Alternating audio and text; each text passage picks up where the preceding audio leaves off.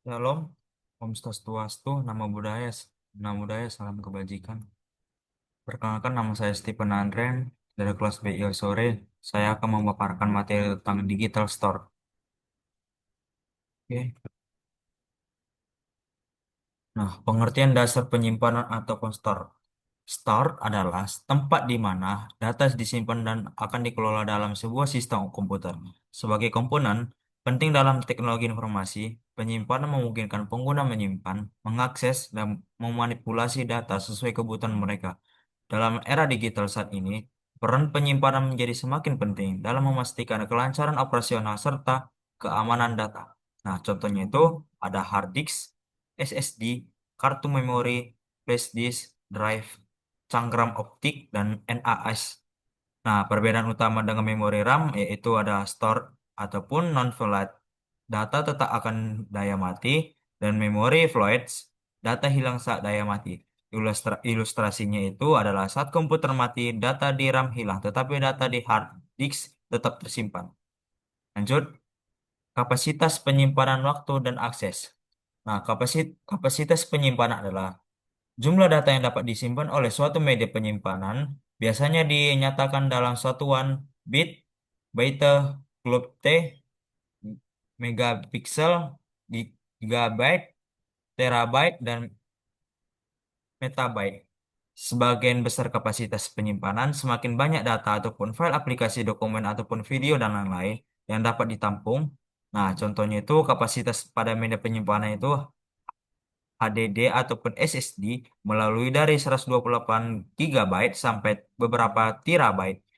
Flash disk ataupun 4 terabyte ataupun 8 giga dan 16 giga dan 32 giga dan lain-lain. Kartu memori itu ataupun micro SD 16 giga, 32 giga, 64 giga dan 128 giga. Lanjut. Nah, di sini ada hard disk. Istilah umum untuk perangkat penyimpanan mencakup HDD ataupun mekanis ataupun SSD ataupun elektronik dalam dipasang internal dalam perangkat atau eksternal ataupun terhubung ke via kabel. Hard disk ataupun HHD adalah penyimpanan data di piringan atau planter megalitik yang berputar. Yang kedua ada planter terbuat dari alumni ataupun kaca, keramik, dan dilapisi material megalitik. Nah, kapasitasnya itu ditentukan oleh jumlah piringan ataupun kepadatannya.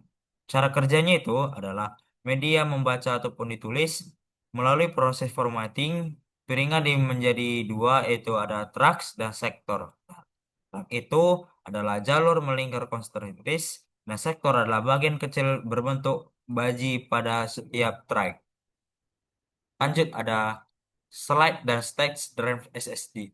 Definisinya yaitu penyimpanan flash memori dengan prosesor internal tanpa bagian bergerak. Nah, keunggulannya itu VS HDD, kecepatan sangat tinggi, hemat daya, lebih tahan banting, dan menggunakan chip memori. Kalau misalkan HD, kapasitasnya besar, harganya sesuai dengan giga lebih murah, menggunakan piringan mekanik yang berputar.